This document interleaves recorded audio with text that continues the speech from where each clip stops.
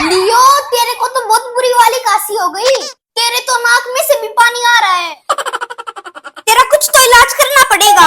Mummy क्या करती है जब मुझे खांसी जुकाम होता है? आ गया याद। शहद और अदरक की घुट्टी बना के पिला दूंगा। अब इसको पी के लियो, बिल्कुल ठीक हो जाएगा। लियो, ले इसको खा ले, अब तेरा खांसी जुकाम बिल्कुल छूमंतर हो जाएगा।